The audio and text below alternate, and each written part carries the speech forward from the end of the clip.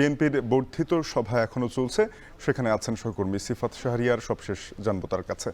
সিফাত, জানাবেন বর্ধিত সভায় এই মুহূর্তে কি আনুষ্ঠানিকতা চলছে?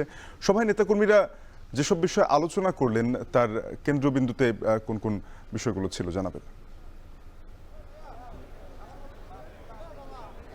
প্রথমত আজকের এই বর্ধিত সভায় যেহেতু একেবারে তৃণমূল থেকে জেলা উপজেলা ইউনিয়ন থেকেই সকল নেতৃবৃন্দ এসেছেন, আমরা যেটি দেখেছি এবং প্রথম অধিবেশনের চেয়ারপারসন বক্তব্য এবং দেওয়ার পর আমরা দেখেছি তৃণমূলের নেতাকর্মীরা তাদের যে সমস্যা এবং সম্ভাবনাগুলো সেগুলো নিয়ে আলোচনা করেছেন, সমস্যা সম্ভাবনাগুলো তুলে ধরেছেন এবং সামনের জাতীয় নির্বাচন এবং স্থানীয় সরকারের নির্বাচনের আগে জাতীয় নির্বাচন চাই এই বিষয়গুলো এবং সেটি জন্য বিএনপি রাজনীতির মাঠে কতটুকু থাকতে পারে সে বিষয়গুলো তুলে ধরেছেন। তারা সেটির জন্য ঐক্যবদ্ধভাবে কাজ করার জন্য চেয়ারপারসন এবং ভারপ্রাপ্ত চেয়ারম্যান দুজনেই সকলকে ঐক্যবদ্ধ থাকার অনুরোধ জানিয়েছেন। সেই জন্যই সকলেই সেই বিষয়টাকে সামনে রেখে, জাতীয় নির্বাচনকে সামনে রেখে দলকে সংগঠনকে সুসংগঠিত করার যে প্রত্যয় সেটি ব্যক্ত করেন এবং কোথায় সমস্যার সম্ভাবনা সেগুলো নিয়ে আলোচনা করেন। এই মুহূর্তে প্রথম অধিবেশনের যে বিরতি সেটি চলছে। এই প্রথম অধিবেশনের বিরতির ফাঁকে ফাঁকে বক্তব্য চলছে।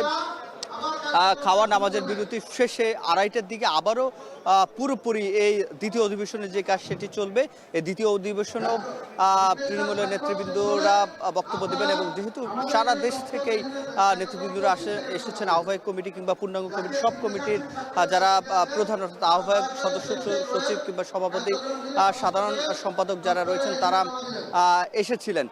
তো এই যে তাদের বক্তব্য শুনে যে প্রস্তাবগুলো দলের পক্ষ থেকে সেগুলো উত্থাপন করা হবে সন্ধ্যা 6টার পর এবং 7:30টার দিকে আবারও ভারপ্রাপ্ত চেয়ারম্যান তারেক রহমান তিনি আবার কথা বলার কথা রয়েছে। অর্থাৎ এখানে যে প্রস্তাবগুলো যে পরামর্শগুলো দেয়া হবে এবং যে সমস্যার সম্ভাবনাগুলো কথা বলা হবে সেগুলোই প্রস্তাব আকারে মূলত দ্বিতীয় অধিবেশনের শেষে সন্ধ্যার পরেই সেগুলো উত্থাপিত করা হবে এবং তার পরবর্তী সময়ে এগুলো নিয়ে পরবর্তী কি দিক নির্দেশনা আসে সেটি নিয়ে আলোচনা করবেন এবং দলের যারা নেতাকর্মী রয়েছেন তারাও তাকিয়ে আছেন ভারপ্রাপ্ত চেয়ারম্যান তারেক রহমান আজকে তৃণমূলের জন্য, কেন্দ্রের জন্য, সর্বোপরি বিএনপির সামনের রাজনীতি কি হবে, জাতীয় নির্বাচনের তাদের সামনের কি পদক্ষেপ হবে, কোনো কর্মসূচি আছে কিনা, এই ধরনের যতগুলো প্রশ্ন ঘুরপাক খাচ্ছে নেতাকর্মী কিংবা সাধারণ মানুষের কিংবা রাজনীতির মাঠে, সে সকল প্রশ্নের হয়তো উত্তর দেবেন কিংবা